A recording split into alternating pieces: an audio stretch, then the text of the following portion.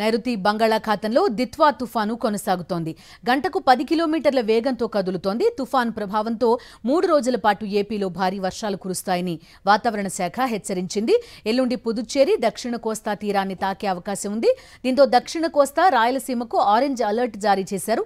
అన్ని పోర్టుల్లో 2వ నంబర్ ప్రమాద హెచ్చరిక జారీ చేశారు. వెదర్ అప్డేట్స్ పై మరింత సమాచారం మా ప్రతినిధి అనిల్ అందిస్తారు.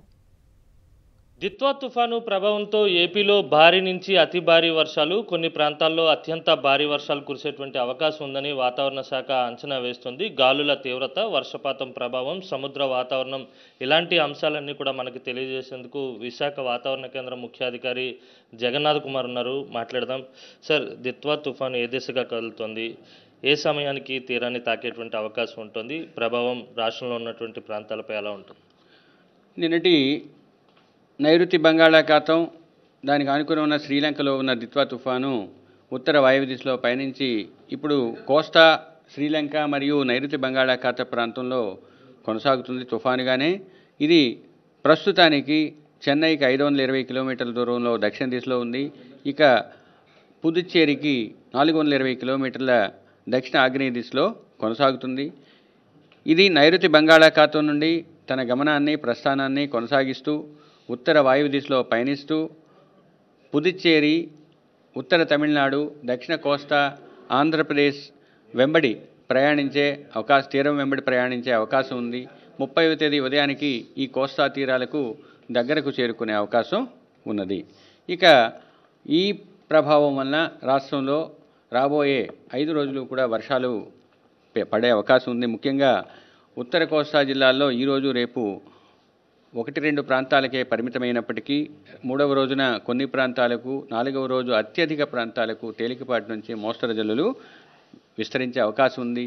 5వ రోజు మళ్ళీ కొన్ని ప్రాంతాలకు పరిమితమయ్యే అవకాశం ఉంది. ఇక దక్షిణ కోస్తా జిల్లాల్లో ఈరోజు 1-2 ప్రాంతాల్లో, రేపు కొన్ని ప్రాంతాల్లో పడే అవకాశం ఉన్నప్పటికీ నవంబర్ 30, డిసెంబర్ 1 అనగా 3వ రోజు, 4వ రోజున అత్యధిక ప్రాంతాల్లో తేలికపాటి నుంచి మోస్తరు వర్షాలు పడే అవకాశం ఉంది. డిసెంబర్ 2న దక్షిణ కోస్తా జిల్లాల్లో పలు ప్రాంతాల్లో తేలికపాటి నుంచి మోస్తరు వర్షాలు పడే అవకాశం ఉంది. దక్షిణ కోస్తా జిల్లాల్లో రాబోయే 5 రోజులు కూడా అక్కడక్కడ ఉరుములు పడే అవకాశం ఉంది. మెరుపులు, ఉరుములు ఉండే అవకాశం ఉంది. దక్షిణ కోస్తా జిల్లాలైన నెల్లూరు, తిరుపతి, చిత్తూరులో రేపు 1-2 చోట్ల భారీ నుంచి అతి భారీ వర్షాలు పడే సంభావ్యత ఉన్నందువల్ల ఆ జిల్లాలకు ఆరెంజ్ అలర్ట్ జారీ చేశాము. ప్రకాశం, వైఎస్ఆర్ కడప, అన్నమయ్య జిల్లాలకు ఎల్లో వార్నింగ్, అంటే భారీ వర్షానికి సూచించాము. ఇక దక్షిణ కోస్తా జిల్లాలైన శ్రీ పొట్టి శ్రీరాములు, నెల్లూరు, తిరుపతి, చిత్తూరు, అన్నమయ్య జిల్లాల్లోని 1-2 చోట్ల అత్యంత భారీ, కొన్ని చోట్ల భారీ నుంచి అతి భారీ వర్షాలు పడే అవకాశం 3వ రోజు అనగా 30వ తేదీన ఉంది.